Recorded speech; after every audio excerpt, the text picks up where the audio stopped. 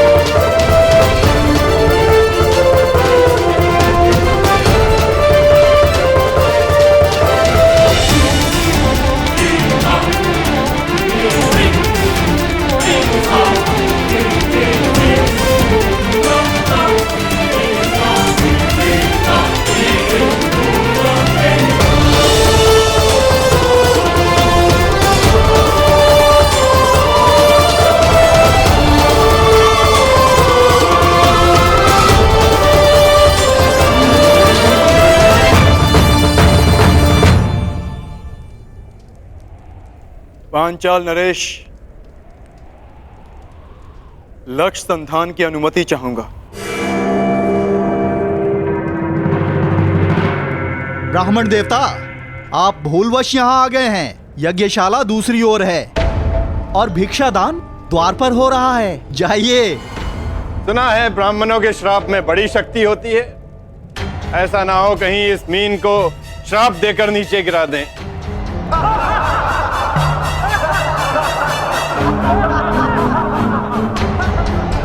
ब्राह्मण युवक, क्या तुम विवेक से यह निर्णय ले रहे हो? कदाचित तुम्हारी शिक्षा दीक्षा, पालन पोषण इस परीक्षा के अनुरूप नहीं है। यहां उपस्थित सारे योद्धाओं का परिणाम तो तुम देख ही चुके हो।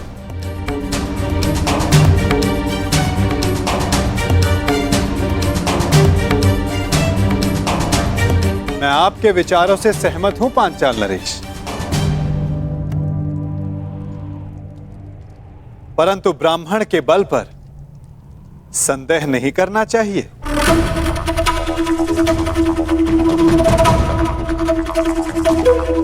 मानसिक दृष्टा शारीरिक बल से अधिक प्रभावी होती है।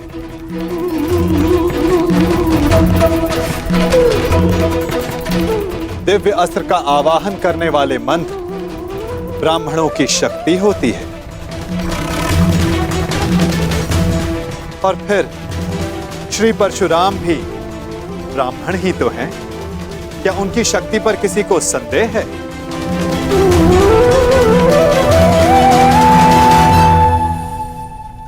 वासुदेव, इस युवक को अनुमति दिलाने के लिए इतना बल क्यों दे रहे हैं? छोड़ो ना मित्र, जितना अपमान सहना था सह लिया। अब यहां रुकने का कोई अर्थ नहीं। चलो यहां से। रुको, मैं ये देखना चाहता हूं कि यहां क्या होने जा रहा है। और जैसा कि मैंने पहले भी कहा पांचाल नरेश, ये स्वयंवर है। अंतिम निर्णय द्रौपदी का होगा।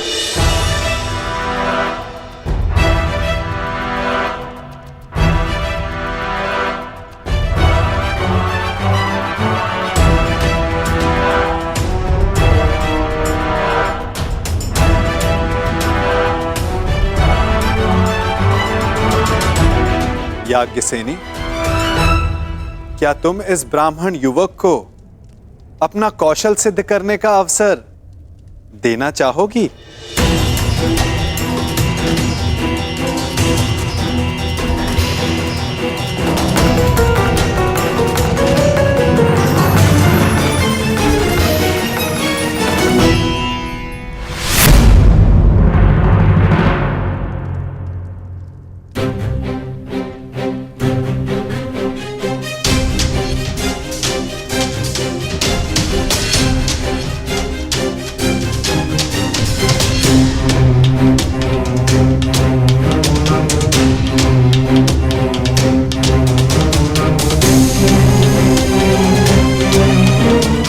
ब्राह्मण युवक, तुम्हें अनुमति है।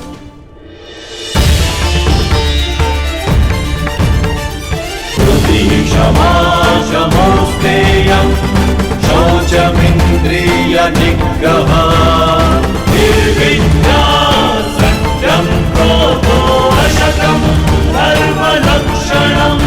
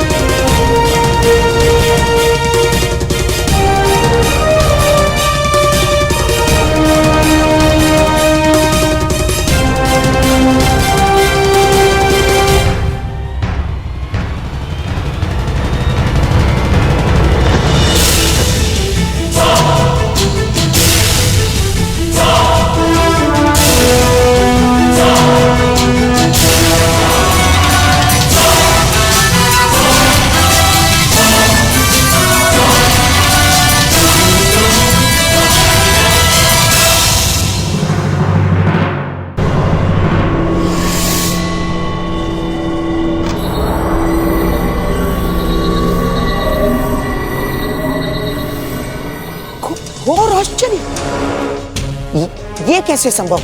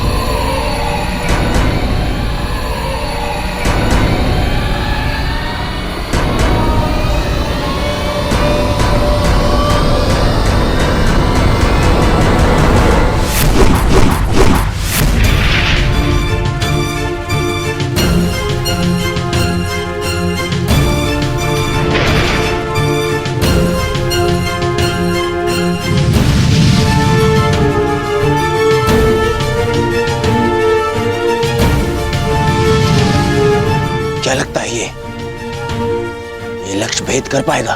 अवश्य मित्र, संधान सर्वथा उत्तम था।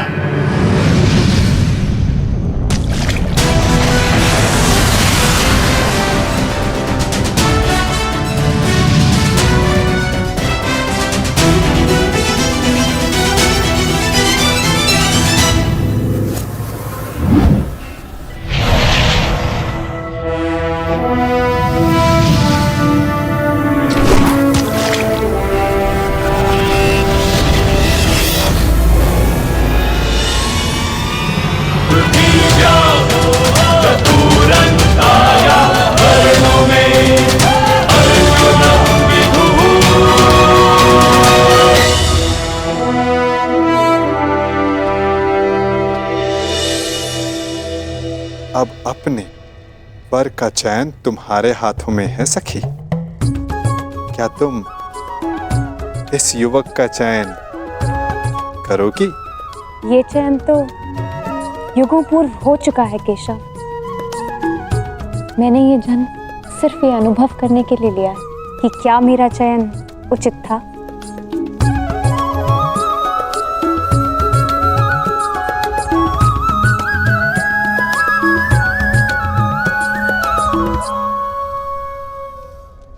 एक साधारण ब्राह्मण ने लक्ष्य भेद कर कैसे लिया? जो तुम्हारे सामने खड़ा है वो सामान्य नहीं है मित्र, कुछ तो असाधारण है इसमें।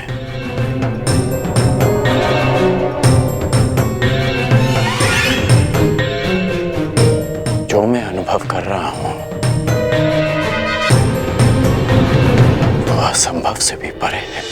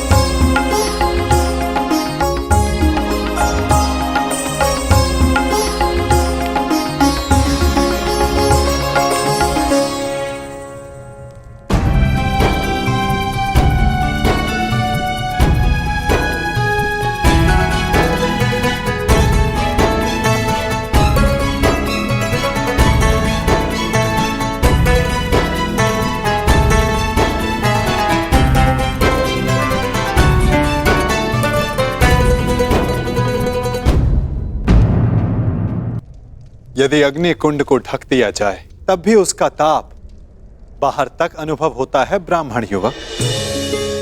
तुम्हारे भीतर की योद्धा की अग्नि को ब्राह्मण वेश रोक ना सका। और अग्नि तो पुनीता होती है, जब तक तुम्हारे जीवन का उद्देश्य पूर्ण ना हो जाए तुम्हें भस्म कैसे कर सकती है?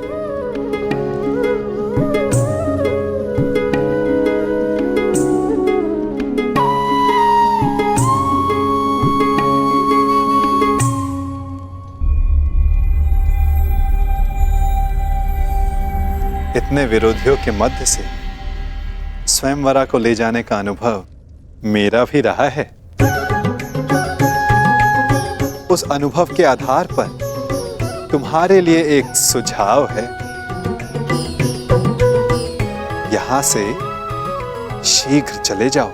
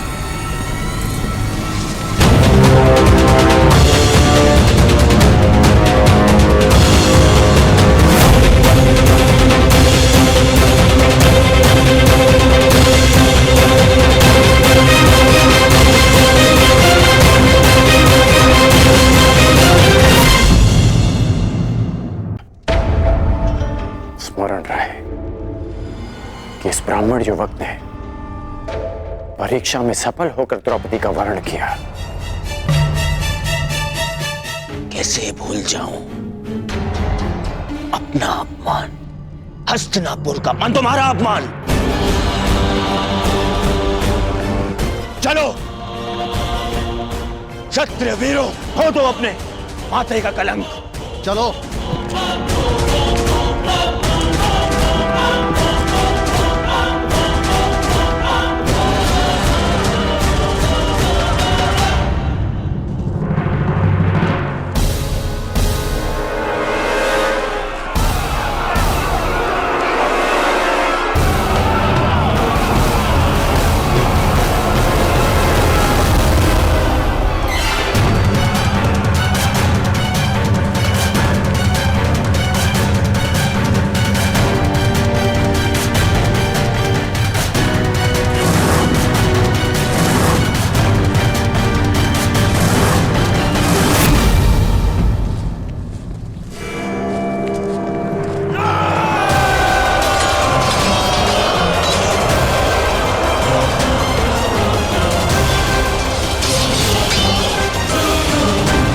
भ्राताश्री, पांचाली को यहाँ से सुरक्षित ले जाइए। मैं भी युद्ध कर सकती हूँ। मुझे तुम्हारी क्षमता पर संदेह नहीं है पांचाली, परंतु तुम्हें भी अपने वर की योग्यता पर संदेह नहीं होना चाहिए। जब तक मेरी भुजाओं में बाण चलाने की शक्ति और छाती पर घाव सहने की क्षमता, तुम्हें अस्त्र उठाने की आवश्यकता नहीं पड़ेगी।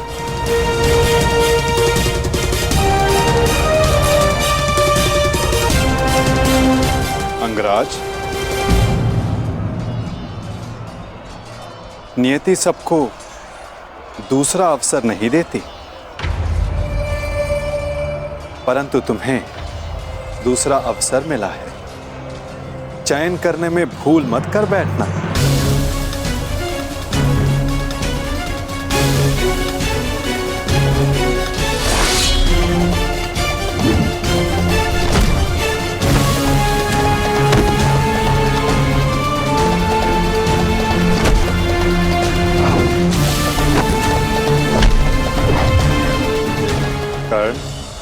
योद्धा का मन सदा युद्ध करने को ललायित रहता है, परंतु जैसे मैंने जरासंध से कहा था कि योद्धा वही होता है जो जब तक हो सके युद्ध को टाले।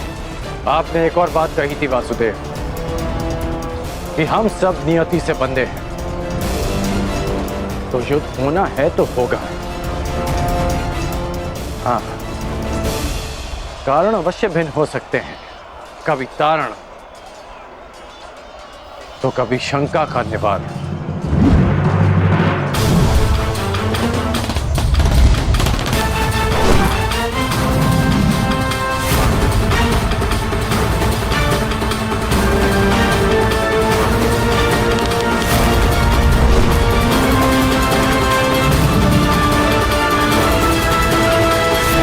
कैसी शंका अंगराज?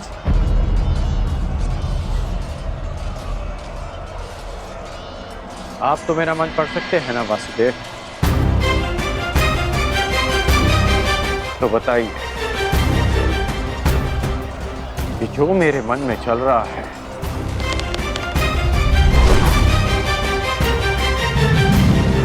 क्या वो सत्य है? सत्य तो कुछ भी हो सकता है अंगराज, बस उसे सिद्ध करने के लिए प्रमाण की आवश्यकता होती है, और तुम्हारे शंका का निवारण केवल एक ही मार्ग है। तो प्रमाण के लिए ही युद्ध होगा। जिस प्रकार हर मनुष्य एक दूसरे से भिन्न होता है, उसी प्रकार हर धनुर्धारी के बाणों की चाल भी एक दूसरे से भिन्न होती है। हम सब नियति से बंधे, युद्ध होना है तो होगा। हाँ, कारण अवश्य भिन्न हो सकता है, कभी तारण, कभी शंका का निवारण।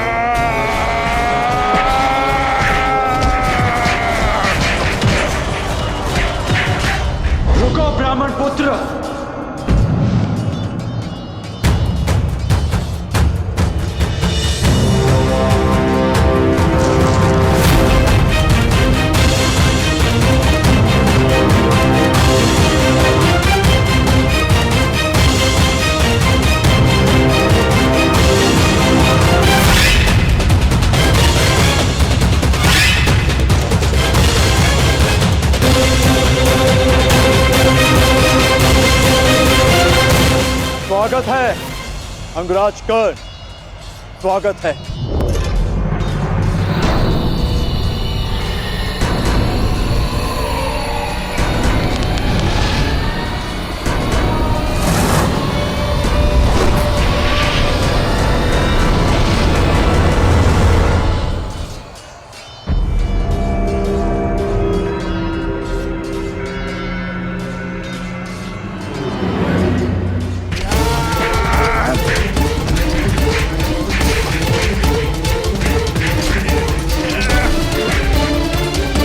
भूखे हो, बड़े भूखे हो ब्राह्मण।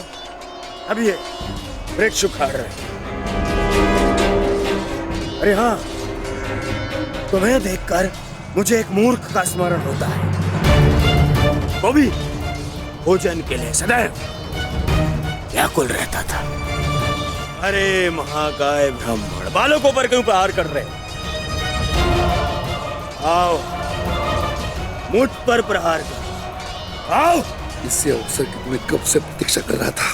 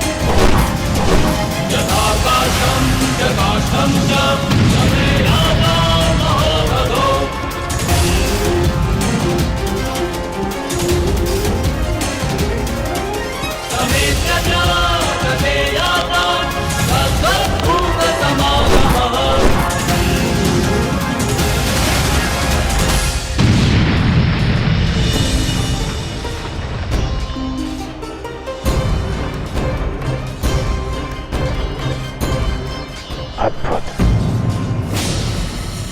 क्या तुम सच में ब्राह्मण हो वीर?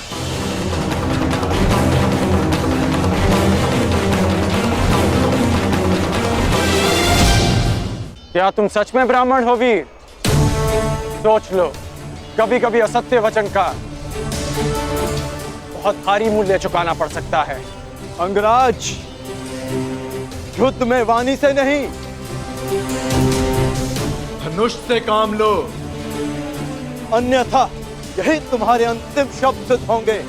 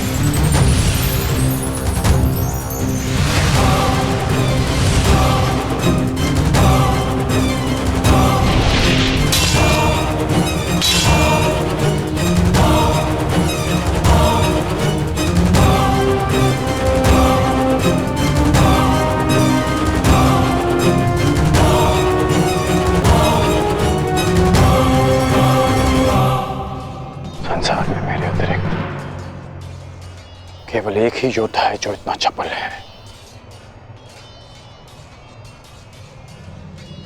अर्जुन।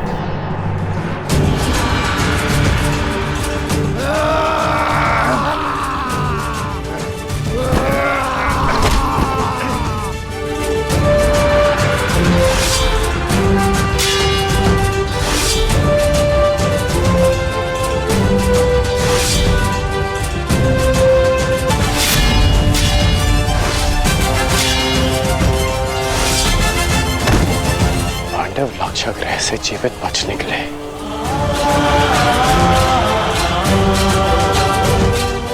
अर्थात माता कुंती भी सुरक्षित है।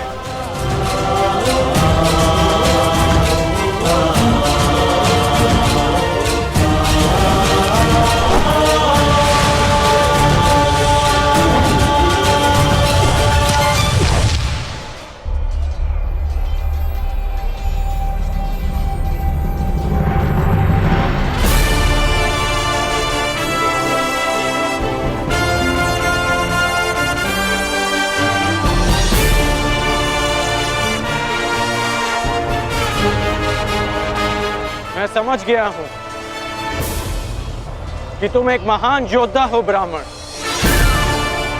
और मैं ये भी जानता हूं कि तुम्हें इस युद्ध की आकांक्षा स्वयंवर में विजय की आकांक्षा से भी कहीं अधिक है। और आकांक्षा मेरी भी यही है कि ऐसे ही एक वीर से अपना अधूरा द्वंद्व पूर्ण करूं, परंतु वो अधूरा द्वंद्व युद्ध भूमि में पूर्ण होगा, किसी अभिमानी के स्वयंवर में नहीं। शंका का निवारण हो गया, अब इस युद्ध का कोई कारण शेष नहीं। मैं तुम्हारे उज्जवल भविष्य की कामना करते हुए इस युद्ध को यहीं समाप्त करता हूं। जाओ ब्राह्मण पुत्र, तुम्हारी माता तुम्हारी प्रतीक्षा कर रही हूं।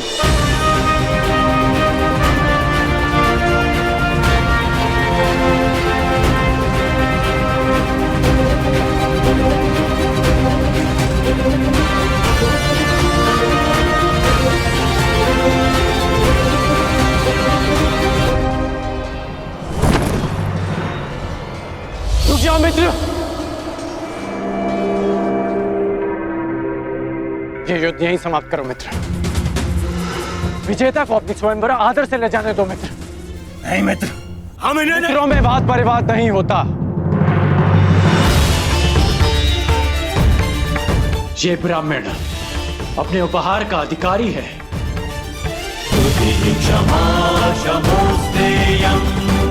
जाने दो इसे। शौचमिंद्रिय निग्रह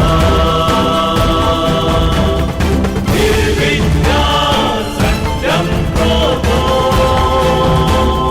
दशकं धर्मलक्षणं दशकं धर्मलक्षणं।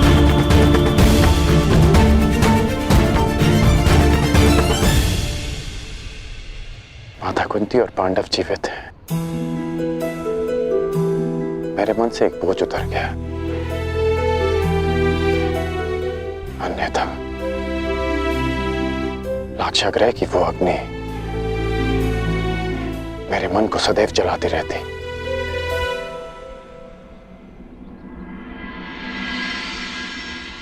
इसलिए आप पांडवों की मृत्यु की सूचना से व्यथित नहीं थे, क्योंकि आपको सब कुछ ज्ञात था। यदि ज्ञात ना भी होता तो भी व्यथित होने का कोई कारण नहीं था कर्ण। अब तो सत्य स्वीकारिए केशव। अब समझ आया आपका वो कथन कि एक खेल प्रारंभ होने जा रहा है, वो खेल जिसका मैं भी एक पात्र हूं। अब समझ में आया कि आपने मुझे स्वयंवर में भाग ना लेने की मंत्रणा क्यों दी। अब समझ आया कि कर्म की हुंकार भरने वाले कृष्ण उस समय क्यों मौन रहे, जब जन्म के कारण भरी सभा में मेरा उपहास उड़ाया गया।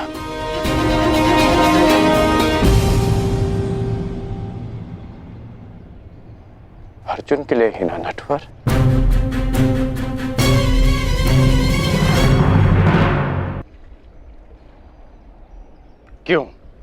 क्यों किया आपने ऐसा? केवल अर्जुन को स्वयंवर में जिताने के लिए?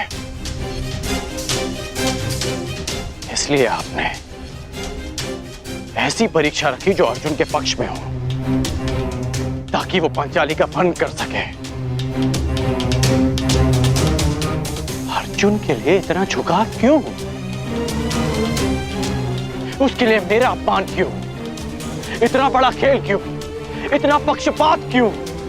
क्यों वासुदेव? क्या तुम ये कह रहे हो कि मैं पक्षपाती हूं मित्र? क्यों? क्या आप नहीं हैं? नहीं कर। मैं अर्जुन के उतना ही पक्ष में हूं जितना तुम्हारे पक्ष में। सत्य कहूं तो मैं सबके पक्ष में हूं और किसी के पक्ष में भी नहीं। ये तो कर्ता पर निर्भर करता है कि वो कौन सा पक्ष चुनता है मित्र। आप कुछ भी कहें, परंतु मुझे ज्ञात है कि ये खेल आप ही ने रचा है। ठीक है, यदि तुम ऐसा मानते हो तो क्या ये नहीं जानना चाहोगे कि मैंने ये सब कैसे किया? नहीं, मैं केवल ये जानना चाहूंगा कि आपने ये क्यों किया। प्रश्न बड़ा विकट है कर्ण। यदि विस्तार से इसका उत्तर दिया तो सुनने में तुम्हारा जीवन छोटा पड़ जाएगा, परंतु तुम्हारे शंका के निवारण के लिए मैं ऐसे संक्षिप्त में बताता हूं।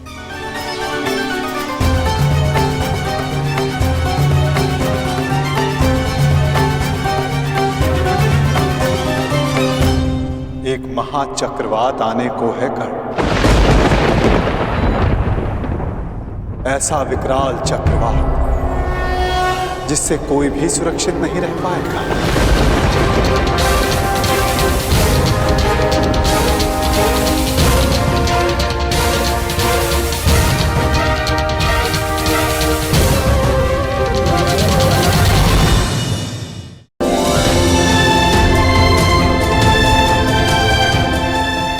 प्रणिपात आर्य अर्जुन।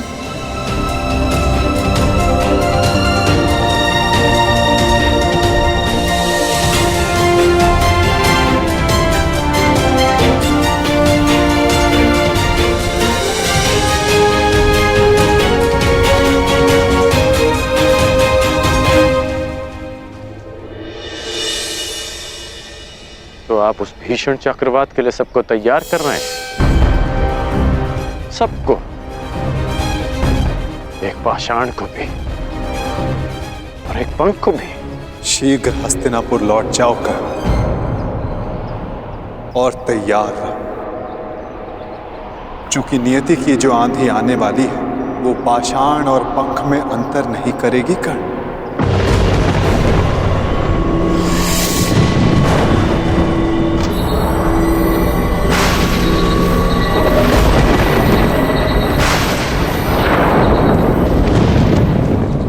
लगता है चक्रवात आने वाला है भ्राता।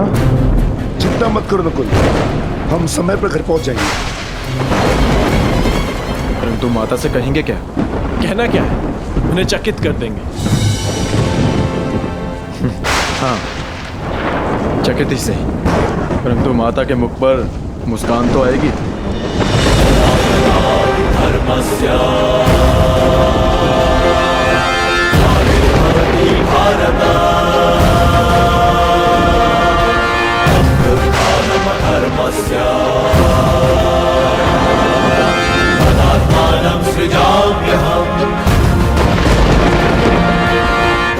ऐसे भीषण चक्रवात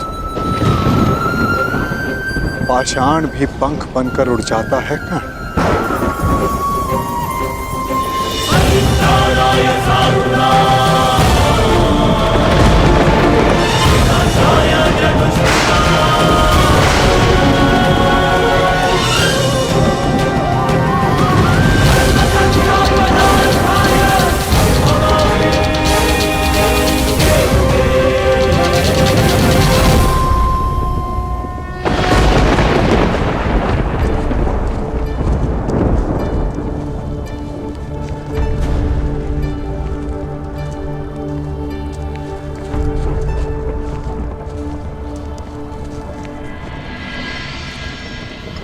माता देखिए, आज हमने भिक्षा में क्या प्राप्त किया है। देखना क्या है, भिक्षा ही लाए होगे ना। माता श्री, आपको देखना चाहिए, आप चकित रह जाएंगी। आ रही हूँ भीम। शीघ्रता कीजिए माता। ऐसी भी क्या शीघ्रता, जो भी लाए हो तुम पांचों भाई सदा की भांति उसे आपस में बांट लो।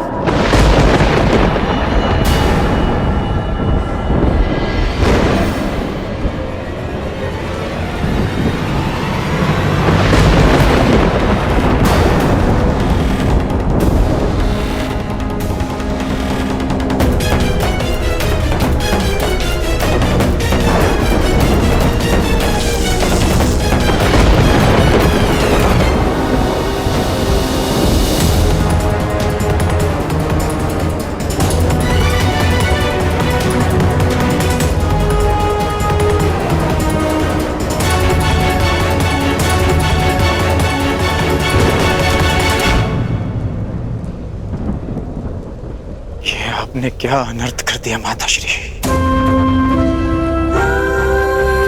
पुत्र, मैंने जो कहा भूलवश कहा।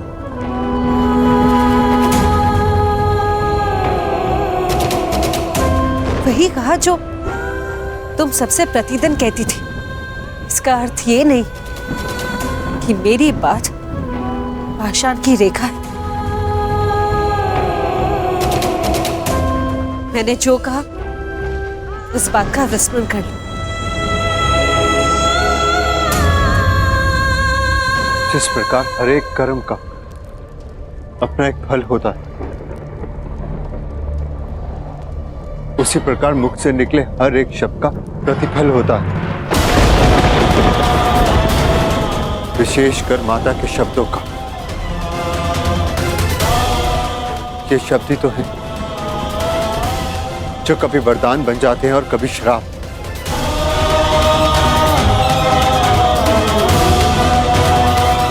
माता का वाग्दान माता की आज्ञा है, जो ना तो कभी भुलाया जा सकता है और ना लौटाया जा सकता है।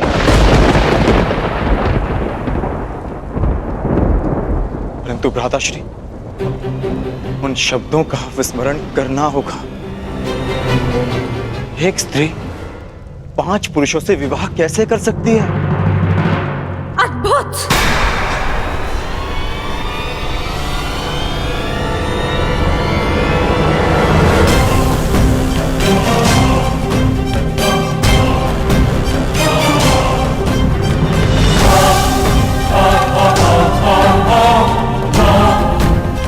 मुझे लगा था कि ये 5 वीर माता के वचनों को हास समझकर टाल देंगे, परंतु उस बात पर हंसना तो दूर, एक मुस्कान तक नहीं है किसी के मुख पर।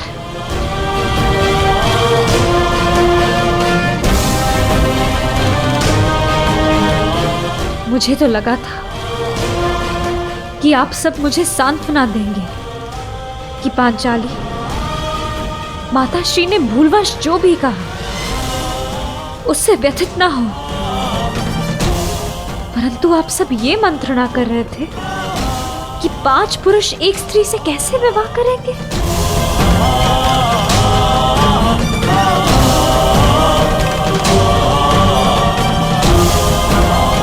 जिस स्त्री की लाज, उसका जीवन इन शब्दों ने दांव पर लगा दिया,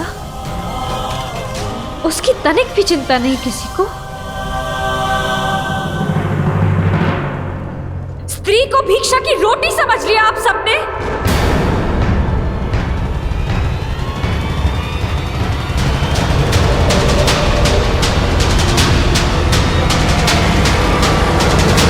स्त्री, अपने शब्दों के लिए मैं क्षमा मांगती। नहीं माताश्री, आपने जो कहा वो भूलवश कहा, परंतु इन सब ने जानते समझते आपके साथ उपहास किया था। मेरी क्या भूल है माताश्री? ये 5 भाई ये विवाद कर रहे हैं कि मुझे कैसे बांटना है।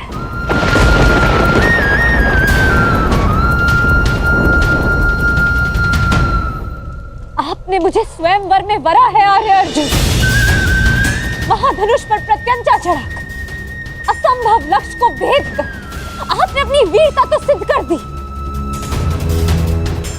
परंतु अपना उत्तरदायित्व नहीं समझा।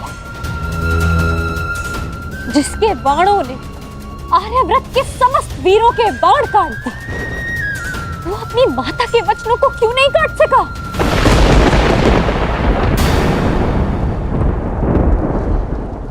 धर्मराज समझे जाने वाले प्रथम पांडवश्री, माता के वचन झूठे सिद्ध। इस अधर्म की व्याख्या आप कर बैठे, परंतु एक स्त्री के मान की रक्षा का धर्म वो नहीं सूझा आपको।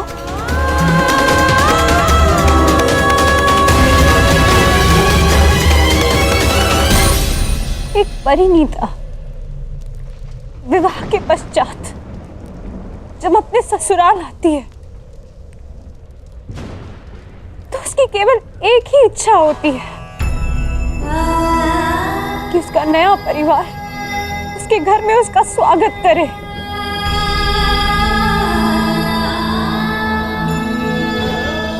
परंतु यहाँ मेरा बंटवारा करने पर विचार विमर्श कर रहे हैं आप सब, अपनी माता को चकित करने के प्रयास में।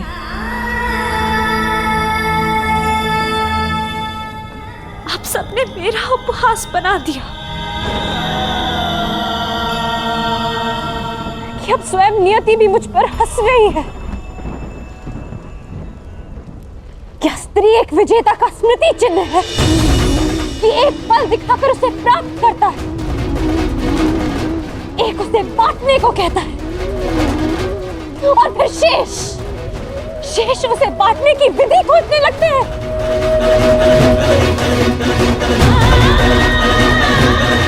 महाबलशाली वृकोदर भीम, जिसने एक विशाल वृक्ष उठाकर मेरी रक्षा की चुनौती ली थी, पवन वेग से युद्ध किया, क्या वो उस पांचाली को उसका मान बनाए रखने का आश्वासन नहीं देगा? जो पांचाली नियति की आंधियों में उड़ी जा रही है, क्या यही इस पांचाली का प्रारब्ध है आर्या?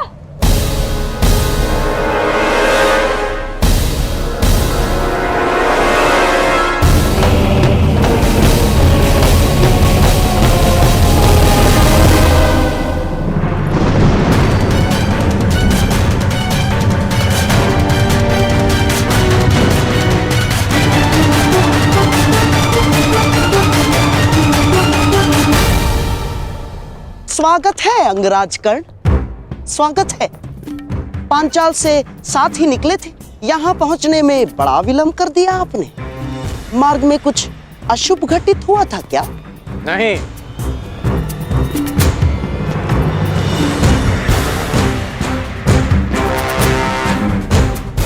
परंतु आपके इस भांति मार्ग में आने का अर्थ है कि यहाँ अवश्य कुछ अशुभ घटित होने वाला है। तुम्हारी विलक्षण बुद्धि को देखकर कभी कभी मुझे आश्चर्य होता है कि क्या तुम सचमुच सूत पुत्र ही हो? और एक बात, क्या द्रौपदी का वरण करने वाला वो युवक सचमुच ब्राह्मण पुत्र था अंगराज? है? और प्रश्न तो ये भी उठता है कि अर्जुन जैसे महाधनुर्धर का सामना करने में सक्षम कर्ण ने उस ब्राह्मण से युद्ध क्यों नहीं किया? अर्थात परशुराम शिष्य को पराजय का भय हो ही नहीं सकता। तो उस युद्ध से पीछे हटने का कारण क्या था अंगराज कर्ण? क्योंकि एक सच्चा योद्धा युद्ध नीति का पालन करता है, वो ना कारण किसी से युद्ध करता है और ना किसी का अधिकार छीनता है। उस युवक ने अपने बल और कौशल से वो स्वयंवर जीता है। परंतु ये बात आप कैसे समझ सकते हैं? क्योंकि हाथों में बांसे रखकर षड्यंत्र रचने वाला एक सच्चे योद्धा का मन नहीं समझ सकता।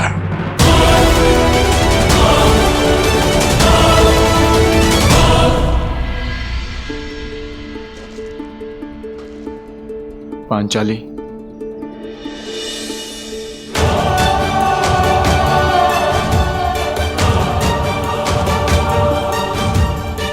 मुझे क्षमा कर दो पांचाली।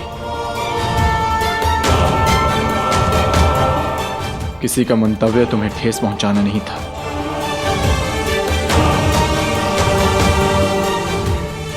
स्त्री का मान ओस की बूंद की भांति होता है आर्य, भूमि पर गिरी और अस्तित्व समाप्त। तुम्हारे अस्तित्व की रक्षा होगी पांचाली।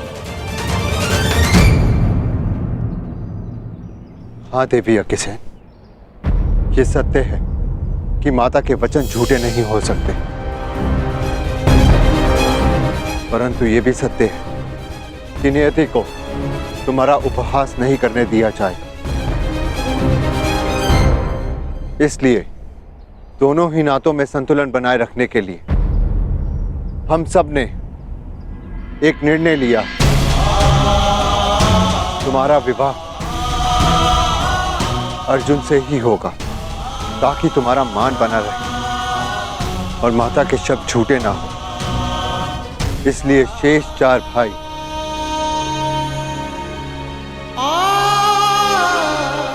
संन्यास लेंगे, संन्यास लेंगे, संन्यास लेंगे।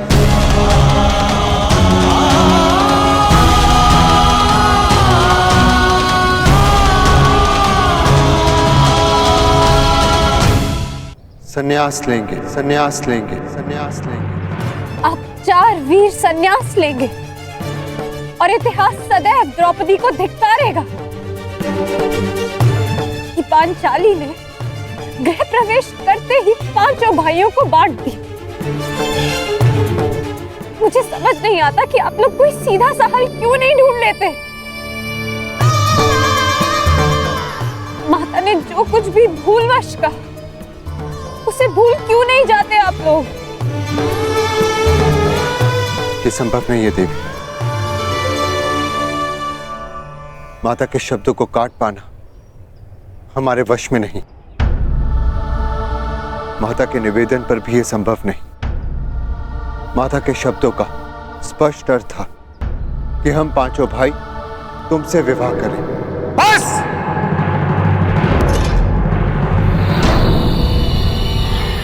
अब एक भी शब्द और मत कहना दुस्साहसी ब्राह्मण।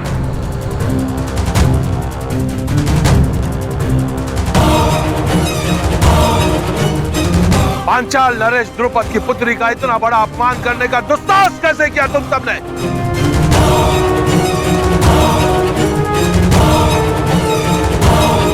यह तो ईश्वर की कृपा है कि मैं यहां अपनी पुत्री का कुशल क्षेम पूछने आ गया, अन्यथा तुम सब अनर्थ करने जा रहे थे। पुत्री, तुम इसी क्षण पांचाल की ओर प्रस्थान कर रही हो और मैं युद्ध में इन सब का वध करूंगा।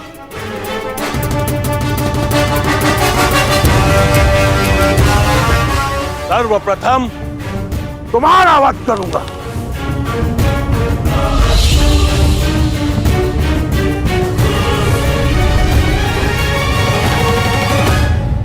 ठहरिए पांचाल नरेश।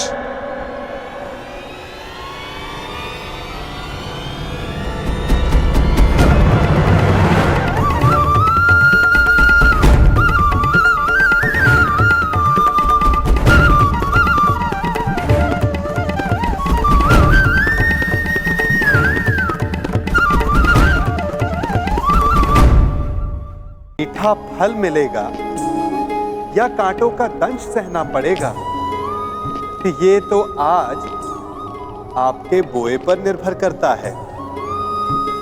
नियति केवल ये निर्धारण करती है कि उसे आप भोगेंगे या आपका भविष्य।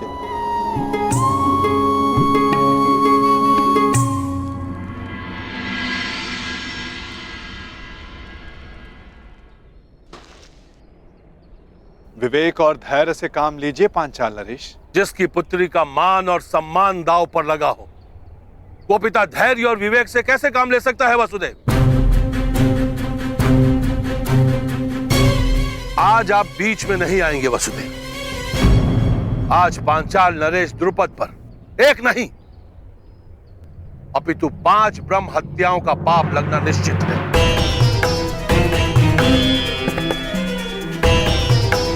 ब्रह्म हत्या का पाप तो आपके भाग्य में है ही नहीं पांचाल नरेश, क्योंकि आपके समक्ष कुरु वंश के क्षत्रिय महायोद्धा खड़े हैं।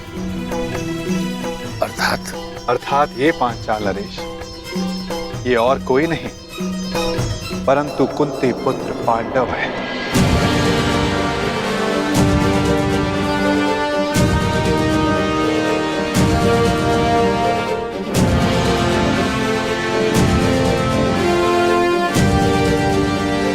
जो सबसे आगे खड़े वो धर्मराज युधिष्ठिर है, और जिसने खेल खेल में वृक्ष उठाकर स्वयंवर में विघ्न डालने वालों का संहार किया वो महाबली भीम है। शौचमिन्द्रिय निग्रह और उनके दो सहायक नकुल और सहदेव। शौचमिन्द्रिय निग्रह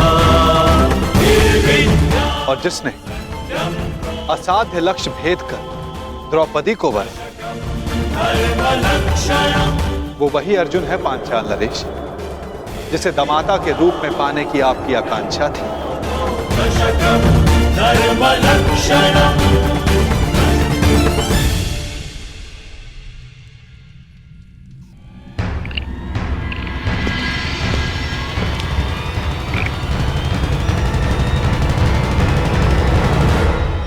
पधारिए अंगराज कर्ण।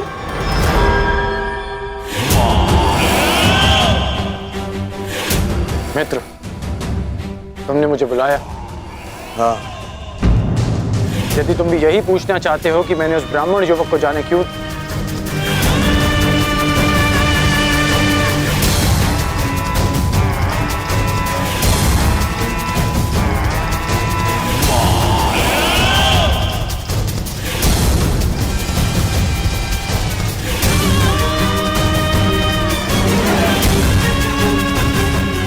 उस ब्राह्मण को छोड़ो मित्र, छोड़ो उस ब्राह्मण को। ऐसा शुभ होने वाला है कि पांचाली स्वयंवर की त्रासदी भूल ही गया हूं मैं आज बहुत प्रसन्न हूं मित्र।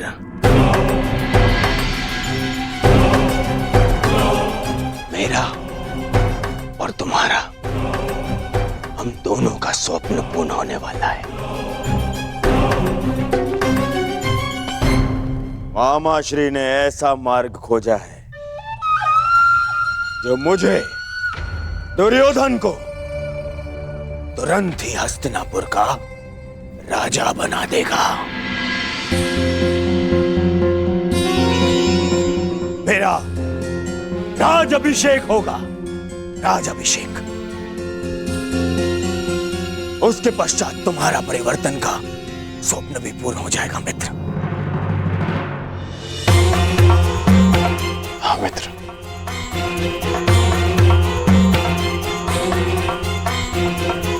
परंतु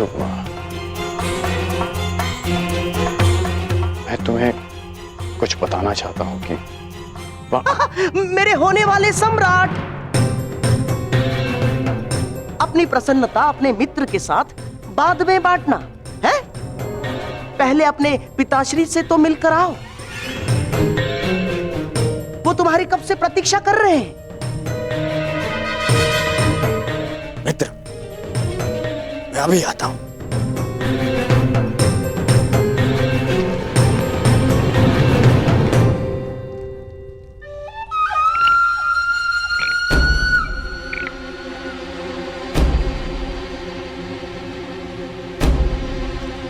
जब तक दुर्योधन लौट आए तब तक चौसर के दो दो हाथ हो जाए अंगराज कर्ण।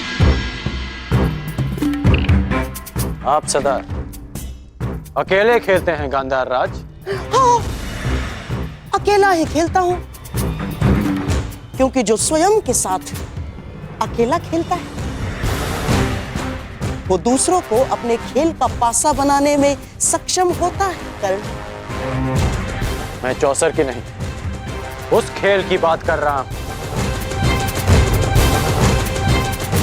जो आप हस्तिनापुर में खेल रहे हैं। खेल तो तुम भी खेल रहे हो अंगराज कर्ण, जिसका प्रारंभ तुमने पांचाल स्वयंवर के युद्ध में कर दिया है?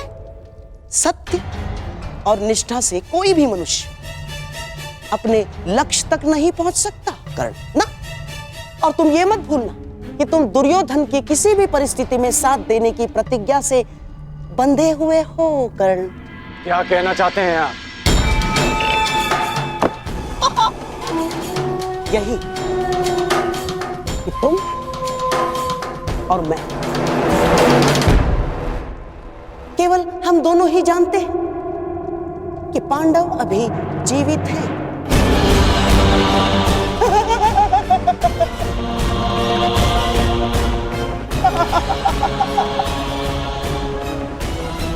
और यदि दुर्योधन को सम्राट बनते देखना चाहते तो ये सब किसी को ज्ञात नहीं होना चाहिए ना।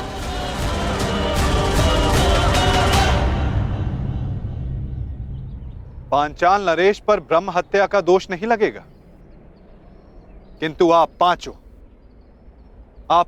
दोषी।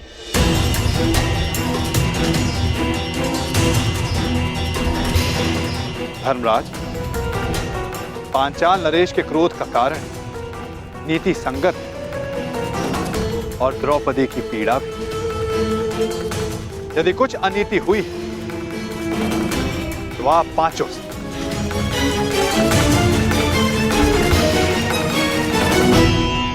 स्त्री कोई वस्तु नहीं जिसे बांट लिया जाए। वो जननी है, वो शक्ति है, वो एक कुल का सम्मान है जिसे बांटा नहीं जा सकता। सर्वप्रथम द्रौपदी को भिक्षा बताना सर्वथा अनुचित था।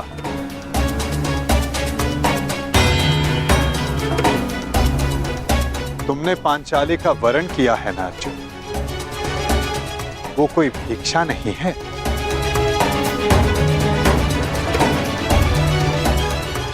श्री वचन सोच समझकर मुख से निकाले जाने चाहिए। अनुचित समय पर निकले अनुचित शब्द ब्रह्मास्त्र से भी अधिक विनाशक सिद्ध होते हैं। माता सदा चाहती है कि उसकी संतान प्रेम से रहे, परंतु बिना परिस्थिति जांचे, बिना परिणाम का आकलन किए कोई निर्णय सुना देना घातक सिद्ध होता है। संतान प्रेम में लिया गया अनुचित निर्णय कभी कभी सृष्टि का चक्र डगमगा देता है बुआश्री।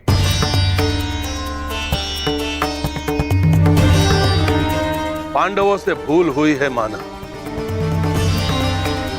देवी कुंती से भूलवश वाकदान हुआ है यह भी माना, परंतु वसुदेव, इसमें मेरी पुत्री का क्या दोष? मेरी पुत्री के भविष्य का क्या होगा? यह निर्णय तो स्वयं पांचाली ही ले सकती है। पांचाल नरेश, चूंकि एक स्त्री से उसके भविष्य का, उसका दाम्पत्य चुनने का अधिकार उससे कोई नहीं ले सकता।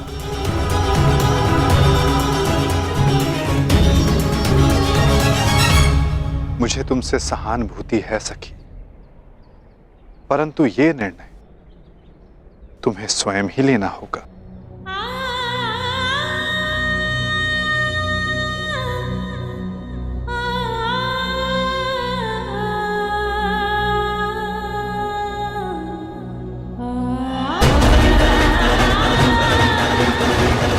पांचाली,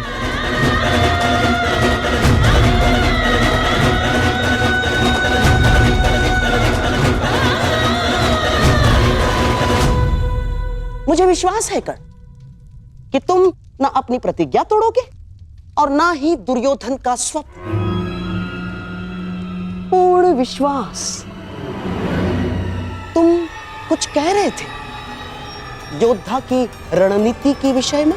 एक सच्चा योद्धा युद्ध नीति का पालन करता है। वो ना कारण किसी से युद्ध करता है और ना किसी का अधिकार छीनता है। परंतु ये बात आप कैसे समझ सकते हैं? क्योंकि हाथों में बांसें रखकर षड्यंत्र रचने वाला एक सच्चे योद्धा का मन नहीं समझ सकता।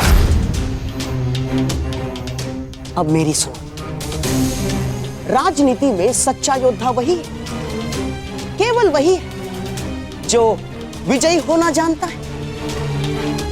वो चाहे धनुष्य बाण से हो, शस्त्रों के संधान से हो, या चाहे मनुष्य की बुद्धि से हो।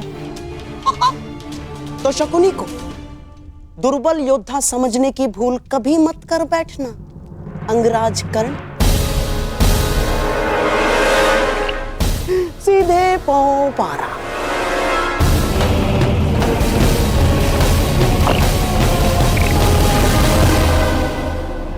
तुम परास्त हो गए कर्ण।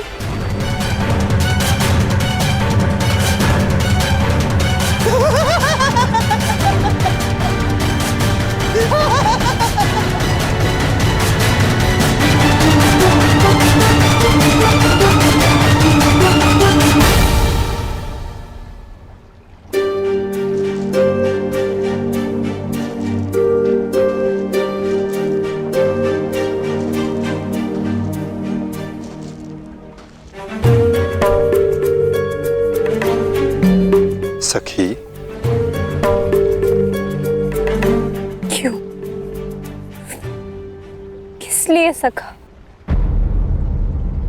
आप तो मेरे सखा हैं और सर्वज्ञाता भी। क्या यही मेरा प्रारब्ध है?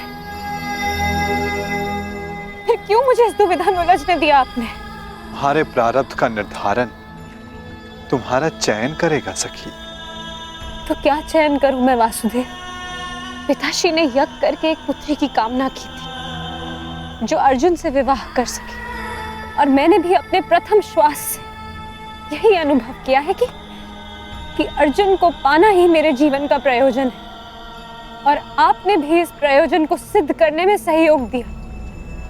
और अब जब ये प्रयोजन सिद्ध हो गया तो एक नई दुविधा उपस्थित हो गई कि ऐसे पद पर ला खड़ा किया है आपने। समझ ही नहीं आता कि कौन सा पद स्वीकार करूं। क्या इस दुविधा में पड़े रहना ही मेरे जीवन का प्रारब्ध है? हम सब यात्री हैं सखी, और हर यात्री के मार्ग में कभी ना कभी ऐसे मोड़ आते हैं जब वो संशय में घिर जाता है।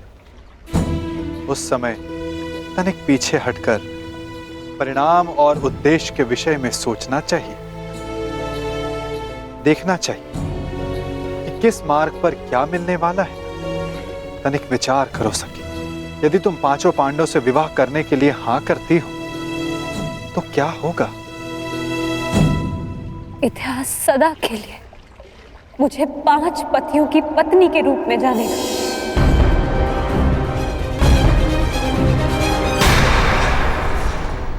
अपमान और उपहास का पर्याय बन जाएगा मेरा जीवन।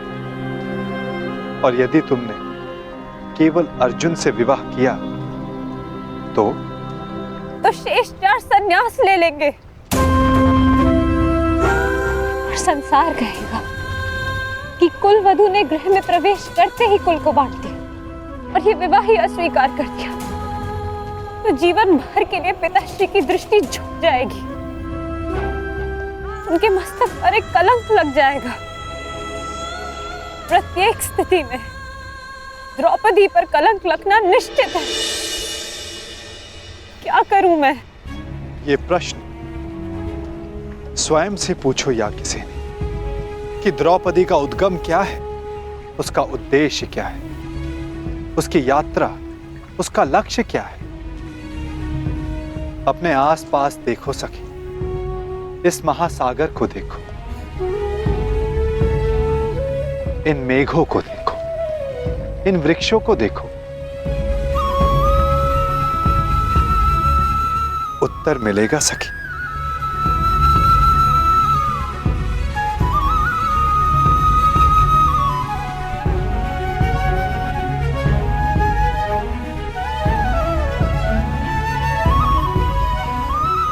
तो क्या कहा इस महासागर ने, इस मेघ, इन वृक्षों ने? यही कि यदि उद्देश्य से हट जाए तो उद्गम भी लांछित होता है।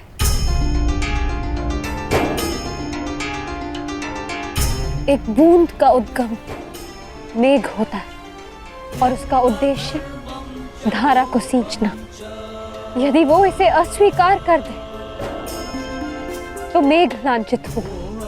नदी का उद्गम पर्वत है, यदि वो सागर में मिलना अस्वीकार कर दे तो पर्वत लांछित होता है। यदि मैंने ये विवाह स्वीकार किया तो कलंक केवल मुझ पर लगेगा। यदि मैंने ये विवाह अस्वीकार किया तो मेरा उद्गम और उद्देश्य दोनों पर कलंक लगेगा। तो क्या चुना तुमने सखी? यही कि यदि मेरा जन्म इतिहास की धारा को बदलने के लिए हुआ तो इतिहास बनना पड़ेगा मुझे। कदाचित इसलिए ही अग्नि मेरा उद्गम, क्योंकि जीवन भर इसकी ताप को सहना है मुझे।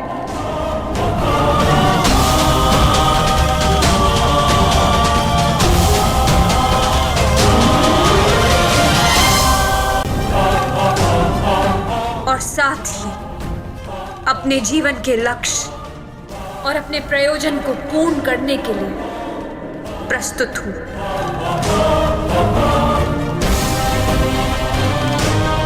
मैं आपके 5 पुत्रों से विवाह करूंगी।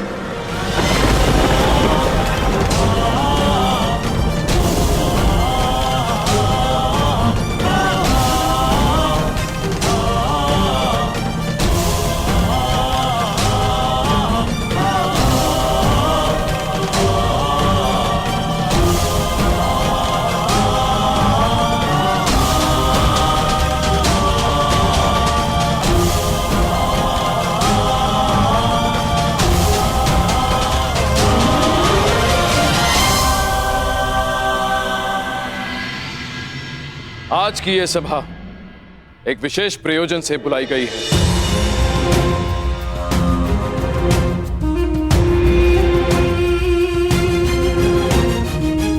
मुझे अनुभव होता है कि युवराज दुर्योधन को सम्राट पद पर बैठाने का समय आ गया है।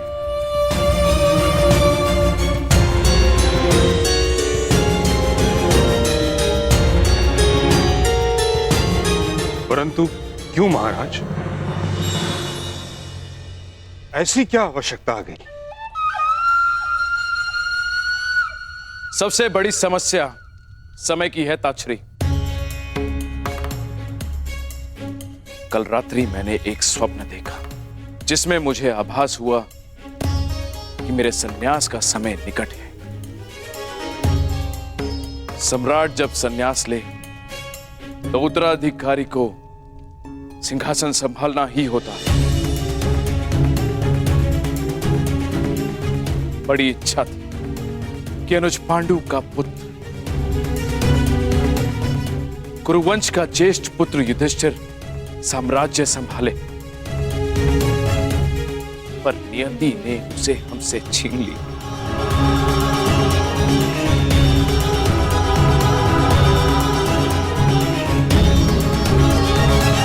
युधिष्ठिर के पश्चात मेरा मन अब विरक्त होने लगा है ताच्छरी, और राजा जब विरक्त हो तो उसे सिंहासन त्याग देना ही उचित होता है। बताइए, क्या मेरा यह निर्णय अनुचित था? क्या युधिष्ठिर के काल कलवित हो जाने के पश्चात युवराज दुर्योधन को सम्राट पद दे देना अनुचित है?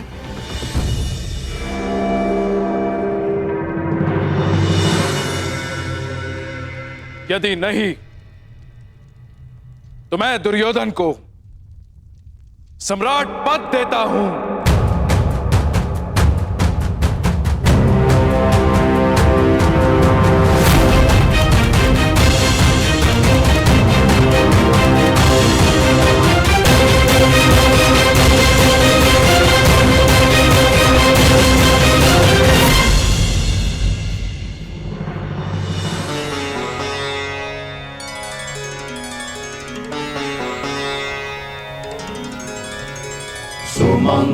सुमंगलीरियं वधूरिमां समेत पश्यत् सौभाग्यस्मै दत्वाया हस्तं विपरेतन् गृह्णामि ते सौभगत्वाय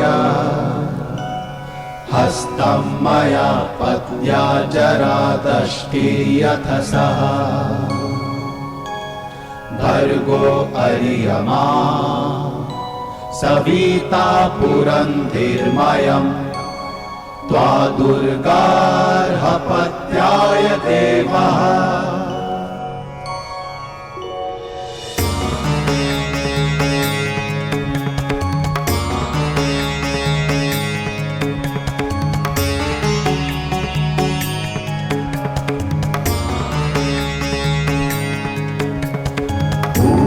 त्वतो नयतु हस्तगृहाश्विना त्वा प्रवहतां रथेन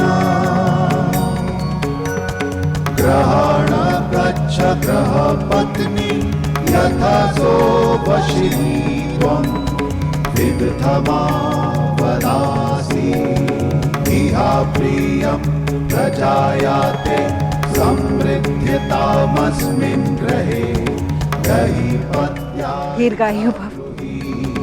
एनापत्या तन्वं संसृजस्वाधा चित्री विदधमा सौभाग्यवती भव।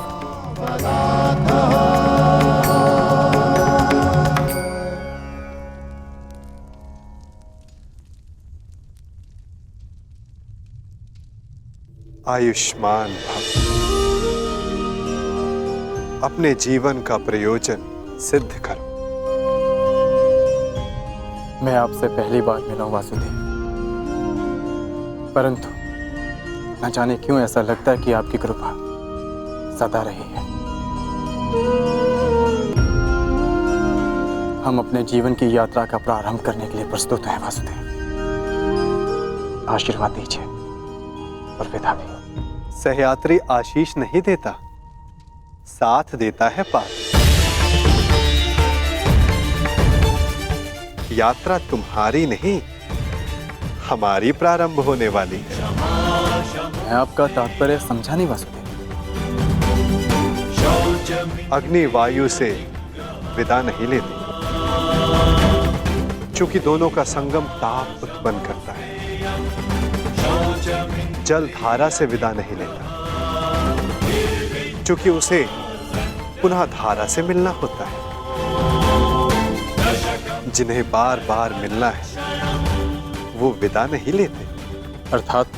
अर्थात मुझसे विदा ना लो पार, अगले मिलन की तैयारी करो।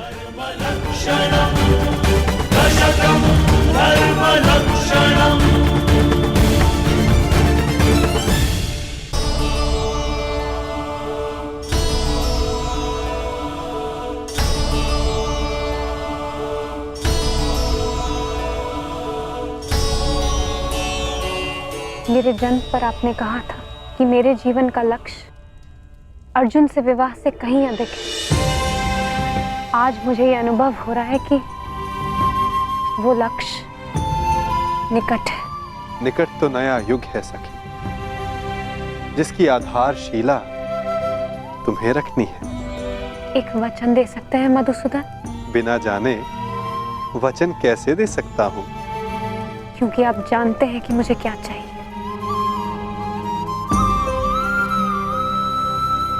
वचन देता हूं कि मैं तुम्हारे साथ रहूं ना रहूं, परंतु तुम्हारे साथ सदा रहूंगा।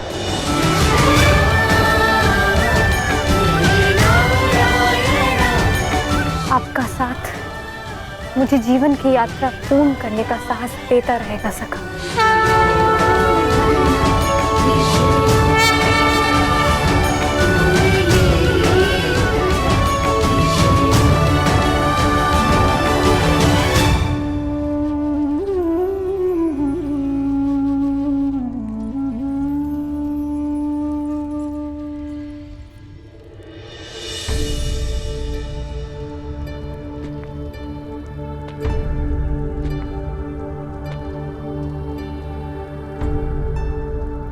मुझे अपनी भूल का पश्चाताप हो रहा है। इसका क्या कारण है? धरा से उत्पन्न फल को अंततः धरा पर गिरना होता है बुआश्री। प्रत्येक शब्द और प्रत्येक कर्म अपने परिणाम साथ लाते हैं। समय लगे, परंतु वो परिणाम इसी धरा पर, इसी जन्म में भोगने होते हैं। आपने भी अज्ञातवास बहुत भोग लिया बुआश्री। अब समय आ गया है कि आपका और आपके पुत्रों का परिचय संसार के समक्ष ले आया जाए।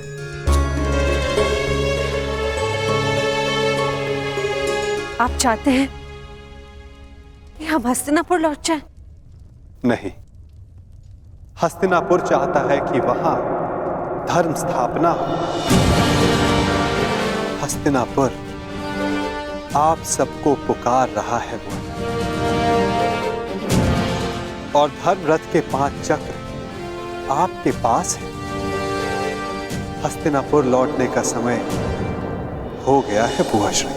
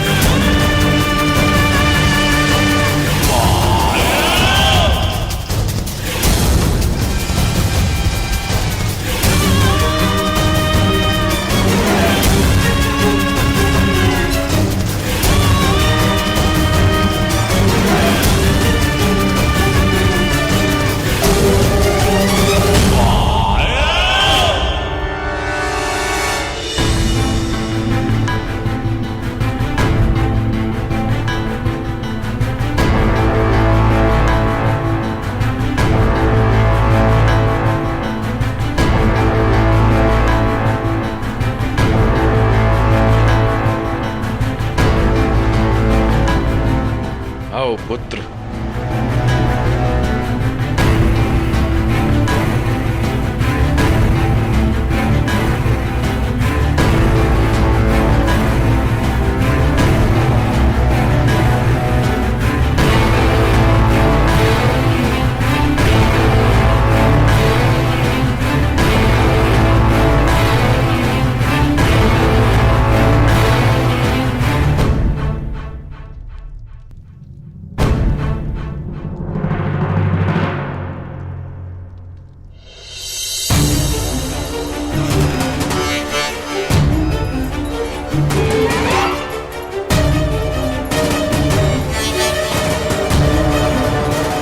केवल हम दोनों ही जानते हैं कि पांडव अभी जीवित हैं, और यदि दुर्योधन को सम्राट बनते देखना चाहते तो ये सब किसी को ज्ञात नहीं होना चाहिए।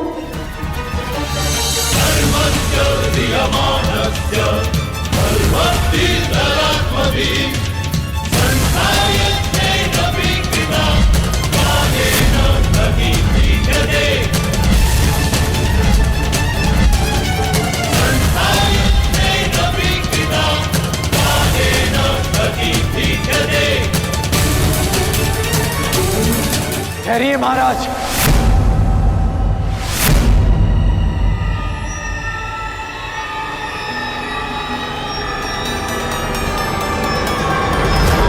ये राज्याभिषेक नहीं हो सकता।